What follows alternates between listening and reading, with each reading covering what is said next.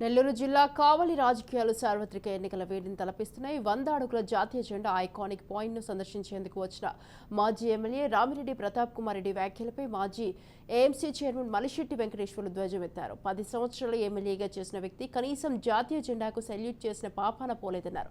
తమ ఎమ్మెల్యే కావ్యకృష్ణారెడ్డి గారు సొంత నిధులతో అభివృద్ధి చేస్తుంటే కావలి సంపదను దోచి బెంగళూరుకు చేరిన వ్యక్తి రామిరెడ్డి ప్రతాప్ కుమార్ రెడ్డి అంటూ విమర్శించారు. త్వరలోనే మాజీ ఎమ్మెల్యే ప్రతాప్ కుమార్ రెడ్డి అవినీతి చిట్టాను బయటపెడతామన్నారు.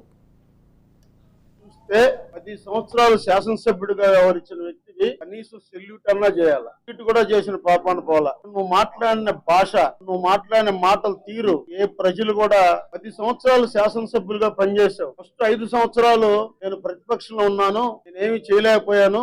5 సంవత్సరాల్లో నాకు అధికారం వచ్చింది, నేను కావలపట్నాన్ని బెంగళూరు సిటీ చేస్తానని చెప్పావు. బెంగళూరు సిటీ కాదు కదా, కనీసం నెల్లూరు సిటీని కూడా చేయలేకపోయావు. వాళ్ళు మరి నీ దగ్గర నుంచి చేజారిపోతారు అనుకుంటున్నావో ఏందో. 10 సారి వచ్చినప్పుడల్లా 123 ఎకరాలు ఎక్కడుంది చూపిండి అంటున్నావు. అది ఇంకొక విధంగా ఇరిటేషన్ ఫీల్ అయ్యావు. ఏదేదో మాట్లాడావు. మా టీవీ పైన అయితే పైకి 6 సార్లు చూపించావు. నీ ఫ్రస్ట్రేషన్ అక్కడే అర్థమైపోతుంది. ఏం చేశాడు మనోహరు, ఏం చేశాడు మధు? చెబుతున్న మీ అక్రమాలు, మీరు ఆక్రమించిన లేఅవుట్లు, మీ తీరు ఇదే అని చెప్పి పదే వాళ్ళు ప్రజలకు చెప్పారు. దానికి నువ్వు వాళ్ళ మీద ఇరిటేట్ అయిపోతావా? ఇదిగో మనోహర్ సెల్ ఇది. ఈ సెల్ ద్వారా నీకు పెట్టించాం. 123 ఎకరాల డీటెయిల్స్ మొత్తం దీంట్లో ఉన్నాయి. సర్వే నెంబర్లతో సహా ఎంతెంత విస్తీర్ణం మొత్తం ఉంది.